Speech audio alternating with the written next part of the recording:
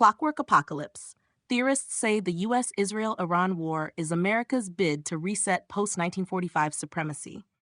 Section 1.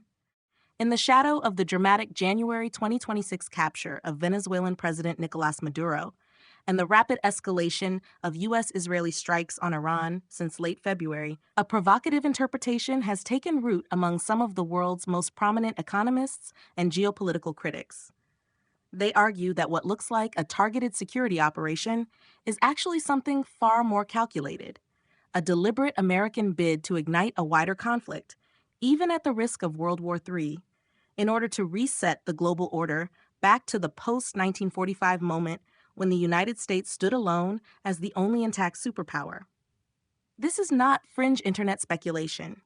The voices advancing it include Columbia University economist Jeffrey Sachs, former Greek finance minister Yanis Varoufakis, heterodox economist Michael Hudson, and University of Chicago realist John Mearsheimer.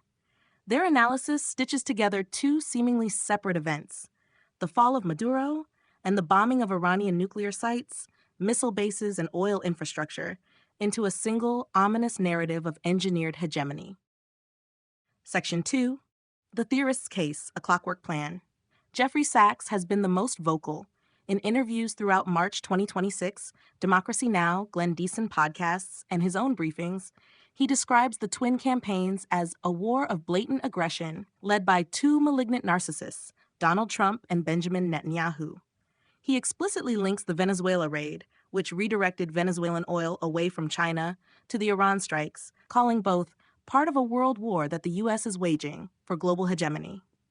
Sachs frames the entire sequence as the most brazen assault on the UN Charter since it was founded in 1945, arguing that Washington is deliberately ripping up the rules-based order it once built so it can rebuild it on its own terms. Michael Hudson goes further. In recent writings and talks, he calls the Iran operation the official start of World War III. His thesis is brutally direct. The United States needs to control the global flow of oil and gas to keep the dollar as the world's reserve currency and prevent the rise of a multipolar bloc, China, Russia, Iran. By knocking out Venezuela, China's second largest sanctioned oil supplier, and now crippling Iran's exports, its largest, the U.S. is turning off the power to any country that refuses to play by American rules. The goal, in Hudson's view, is not mere containment, but a forced reordering. Burn the current energy architecture, pull allies into the fight under the banner of protecting shipping lanes, and emerge from the ashes as the unchallenged economic and military center of the world, exactly as America did in 1945 when Europe and Asia lay in ruins. Yanis Varoufakis supplies the economic doom layer. Speaking on the Chris Hedges report in mid-March 2026, he declared that the world's two rogue states, Israel and the USA, have started a war not against Iran, but against the whole world. He warns of an imminent global financial crisis, stagflation, mass civil unrest, and the real possibility of nuclear escalation. Varoufakis even draws the explicit post-World War II parallel. Just as Europe and Japan were economically flattened in 1945, leaving the U.S. as the sole functioning industrial power, this conflict could collapse the current neoliberal system and allow America to dictate the next monetary and trade order from a position of relative strength. Mearsheimer adds the realist weight. The pattern shows classic great power overreach in a multipolar age, but one that risks accidental escalation into the very global war that would allow the U.S. to reset the board. The dots the theorists connect are visually stark. January 3, 2026, Maduro captured, Venezuelan crude rerouted, late February onward, U.S. Operation Epic Fury and Israeli strikes gut Iranian oil facilities and nuclear infrastructure. China, the common customer for both suppliers, is suddenly energy-starved and pushed deeper into Russia's orbit. Washington simultaneously seeks NATO and non-NATO allies for naval assets to protect the Strait of Hormuz. To the theorists, this is not coincidence. It is clockwork. Remove rivals, energy lifelines, force allies to choose sides, create chaos that only the U.S. Navy and dollar can stabilize, and let the smoke clear over a world where America once again has no peer. This content is brought to you by Bobby Giggs. Promote your brand here and reach a wide audience across platforms like YouTube, Instagram, and Facebook. Follow the links in the description to get started. Section 3. Why the theory collapses under scrutiny. The narrative is seductive. It explains the timing, the targets, and the rhetoric in one elegant sweep. But it fails the moment it meets reality. First, nuclear weapons render the 1945 analogy impossible. In 1945, the war was conventional. Oceans protected the American homeland. Today, any genuine World War III involving Russia and China would feature ICBMs, hypersonics, and mutual assured destruction. There would be no intact superpower, only irradiated continents and broken supply chains.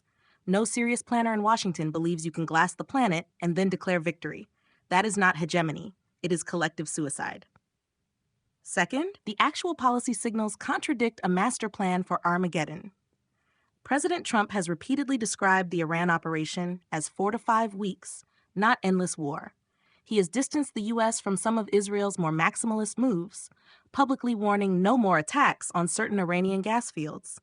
There has been no congressional declaration of full war, no mass mobilization, no blank check alliance summons. Allies are being asked for limited naval escorts, not total war commitments. This is aggressive containment and deterrence, not a suicide pact designed to burn the world so America can rise alone. Third, side effects are not the same as intent. Yes, China is squeezed on energy. That is a real strategic consequence and consistent with a decade of U.S. policy aimed at countering Beijing. But correlation is not conspiracy. The Venezuela action was framed and legally grounded around narco indictments and stolen oil. The Iran strikes followed years of nuclear breakout fears, proxy attacks, and direct threats to close the Strait of Hormuz. Hurting China is a bonus, not the hidden master switch for global reset. Fourth, the neutral parties inherit the Earth argument is self-refuting. In any real global war, India, Brazil, Indonesia, and the rest of the global South would not peacefully inherit anything. They would face collapsed trade, refugee waves, energy shocks, and nuclear fallout. No one inherits the Earth when the Earth is on fire. Section 4. The far simpler explanation, Occam's razor cuts cleanly. What we are watching is classic, if unusually bold, great power competition under an America First administration. Degrade a long-standing nuclear and proxy threat, Iran, secure critical energy choke points, exploit momentum from the Venezuela success, and reassert deterrence in a region that has defied U.S. policy for decades. It is messy, opportunistic, and risky, but it is geopolitics, not a meticulously engineered apocalypse. The critics we have named perform a valuable service.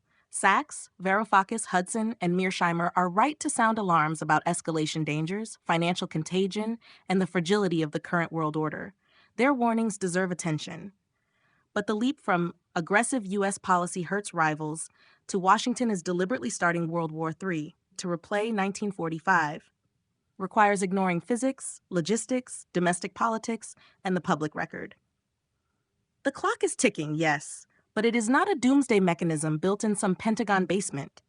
It is the ordinary, dangerous rhythm of power politics in a nuclear age. The conspiracy theory makes for compelling headlines.